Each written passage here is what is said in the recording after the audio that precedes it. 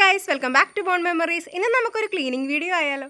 ഈ ഏരിയ ആട്ടോ നമ്മൾ മേക്ക് ഓവർ ചെയ്യാൻ പോണത്. ആദ്യം കത്തി വെച്ചൊന്നെടുത്ത് കത്തി ഒടിഞ്ഞ് കയ്യിൽ വന്ന് ഐശ്വര്യമായിട്ടാണ് നമ്മൾ പരിപാടി തുടങ്ങിയത്. കുറച്ച് നേരം കഴിഞ്ഞപ്പോഴത്തേക്കും എൻ്റെ കുട്ടിപ്പട്ടാളം മുഴുവൻ ഇവിടെ എന്താ സംഭവം എന്ന് അറിയാൻ വേണ്ടി വന്നായിരുന്നേ. ഈ ഒരു ഏരിയ കുറച്ചധികം നാളായിട്ട് എൻ്റെ ശ്രദ്ധ തീരെ എത്താണ്ടിരുന്ന സ്ഥലമാട്ടോ. ഞാൻ ഇപ്പോൾ വെട്ടിക്കളഞ്ഞുകൊണ്ടിരിക്കണില്ലേ, ഇത് കൃഷ്ണതുളസിയാണ്. അപാര മണമാണ് ഇതിൻ്റെ. പക്ഷേ പ്രശ്നം എന്താ വെച്ചാൽ ഇത് ഈ പരിസരത്തുള്ള വളം മുഴുവൻ വലിച്ച് ആ ഒരു ഏരിയയിലേക്ക് നമ്മൾ നട്ട എല്ലാ ചെടികളും തന്നെ വളം കിട്ടാണ്ട് മുരടിച്ചു പോകുക കേട്ടോ ചെയ്തത്. ശരിക്കും ജമന്തിയുടെ പൂവിന് ഒരു കൈയുടെ വലിപ്പമുണ്ട്. പക്ഷേ ഇപ്പം ഇതിൻ്റെ അവസ്ഥ കണ്ടോ, വളരെ പരിതാപകരമാണ്. എന്റെ കഷ്ടപ്പാട് കണ്ട് പോരാളി ഒന്ന് രംഗത്ത് വന്നെങ്കിലും വയ്യാതെ ആള് തിരിച്ചു പോകാട്ടോ ചെയ്ത്. ലക്കി ബാമ്പു കട്ട് ചെയ്ത് ലെവലാക്കി. കുറച്ച് കാട് വെട്ടിയപ്പോൾ തന്നെ ഏകദേശം ഒന്ന് ഒതുങ്ങി. പക്ഷെ നല്ല രീതിയിൽ നമുക്കിനി വേസ്റ്റ് കൊണ്ട് കളയാനായിട്ടുണ്ട്. ഒത്തിരി കാട് വെട്ടിയതുണ്ട് ക്ലിയർ ചെയ്യാനായിട്ട്. കണ്ടോ, ഫുള്ള് നമുക്ക് കൊണ്ട് കളയാനുള്ളതാണ്. നമുക്ക് ഈ ക്ലീൻ ചെയ്യണതിനേലും ബുദ്ധിമുട്ടുള്ള കാര്യം വേസ്റ്റ് ഡിസ്പോസ് ചെയ്യുക എന്നുള്ളതാണ് കേട്ടോ. ഇതിപ്പോൾ കാടും ചവറൊക്കെയാണ് എന്നുള്ളത് കൊണ്ട് അവിടെ കിടന്ന് അഴിഞ്ഞങ്ങ് പൊക്കോളും. പറമ്പിൻ്റെ ഒരു മൂലയിലേക്ക് കൂട്ടിയിട്ടാൽ മതി കേട്ടോ. നമ്മുടെ ഇനിയത്തെ ടാസ്ക് ഈ പുല്ല് പറിക്കലാണ് കേട്ടോ.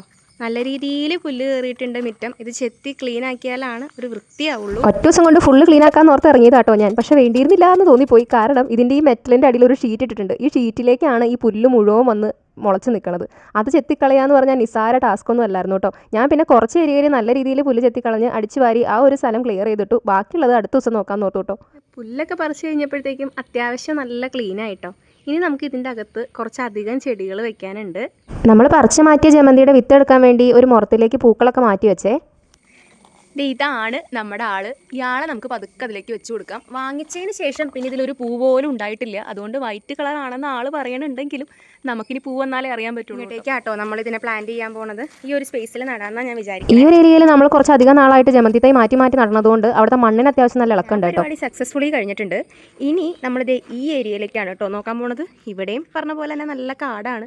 പിന്നെ ഇത് മുഴുവൻ തുമ്പക്കടകളാണ്. ഓണം കഴിയാണ്ട് അമ്മ ഇതൊന്നും മുറിക്കാൻ സമ്മതിക്കും എന്നെനിക്ക് തോന്നണില്ല. നിറച്ച് പൂവായിട്ട് നിൽക്കുകയാണ്. പക്ഷേ ഈ ഒരു സൈഡ് നമുക്ക് സെറ്റാക്കണം.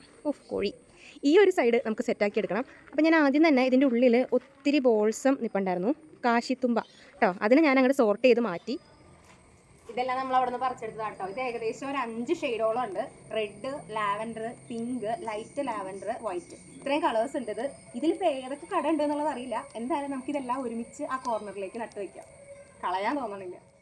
ഇപ്പം ഞാൻ ഈ കാശിത്തുമ്പ പറഞ്ഞ സ്ഥലത്ത് തീരെ മണ്ണില്ല കേട്ടോ. അങ്ങോട്ടേക്ക് വരുമ്പോഴത്തേക്കും തീരെ നാരോ ആയിട്ടുള്ള ഒരു ബോർഡറാണ് അവിടെ ഉള്ളത്. അതുകൊണ്ട് തന്നെ ഒത്തിരി മണ്ണ് കൊണ്ടിട്ട് നമുക്ക് നടാനും പറ്റില്ല. അപ്പോൾ ഇതുപോലെ ചെറിയ എന്തെങ്കിലും ചെടികളൊക്കെ അവിടെ നടാമെന്നുള്ളൂ കേട്ടോ. ഇതിപ്പോൾ ഡേ 2 ആണ്.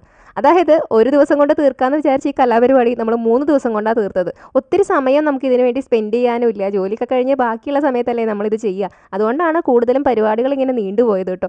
നമ്മുടെ പരിസരത്താണെങ്കിൽ ഇപ്പോൾ അവിടെ ഇവിടെയായിട്ട് കുഞ്ഞു കുഞ്ഞു പാമ്പുകളൊക്കെ വന്നതുകൊണ്ട് നമുക്ക് രാത്രി സമയത്ത് ലൈറ്റ് ഇല്ലാത്ത സമയത്തൊന്നും നമ്മൾ ഈ പരിപാടിക്ക് നിൽക്കാറുമില്ല. ഈ ഒരു ഏരിയയിൽ പുല്ല് പറിക്കാൻ കുറച്ച് എളുപ്പമാണ്. കാരണം ഈ ചെടി ഞാനിവിടെ കൊണ്ടുവന്ന് നടന്ന സമയത്ത് ഏകദേശം 2 വർഷമായിട്ടോ ഇത് നട്ടിട്ട് നടണ ആ ഒരു ടൈമിൽ ഞാനിവിടെ മണ്ണ് കൊണ്ട് കയറ്റിയിട്ടാണ് ഈ ചെടി നട്ടത്. അങ്ങനെ വന്നതുകൊണ്ട് തന്നെ പുല്ല് പറിക്കാൻ എളുപ്പം. ഈ മെറ്റലിൻ്റെ മുകളിലുള്ള പുല്ലാണ് പറിക്കാൻ ബുദ്ധിമുട്ട്. പിന്നെ ഉണ്ടായിരുന്ന പുല്ലൊക്കെ ഞാൻ മമ്മട്ടി വെച്ചൊന്ന് ചെത്തി ലെവലാക്കി ക്ലീൻ ആക്കിയിട്ടുണ്ട്. പിന്നെ കുറച്ചുകൂടി ഒരു ഫിനിഷിങ്ങിന് വേണ്ടിയിട്ട് സൈഡിൽ നിന്നൊക്കെ കുറേശ്ശെ മെറ്റൽ കൊണ്ടുവന്ന് ആ ഒരു ഏരിയയും ഒന്ന് കവറാക്കിയിട്ട് കേട്ടോ. മെറ്റലിട്ട് കഴിഞ്ഞപ്പോഴാണ് ശരിക്കും ഒരു ഭംഗി വന്നത്. കാരണം മൊത്തത്തിൽ അങ്ങ് മെറ്റൽ കയറി കഴിഞ്ഞപ്പോഴത്തേക്കും കാണാൻ നല്ല രസം ഉണ്ടായിരുന്നേ. അതിപ്പോൾ ഏത് ജോലിയും പെർഫെക്റ്റ് ആയിട്ട് ചെയ്യുമ്പോഴല്ലേ ഭംഗി ഉണ്ടാവുക. അങ്ങനെ 3 ദിവസം പരിശ്രമത്തിന് ശേഷം ഇങ്ങനെ കിടന്ന നമ്മുടെ ഏരിയ നമ്മൾ ഇങ്ങനെ ക്ലീൻ ആക്കി എടുത്തിട്ടുണ്ട് കേട്ടോ.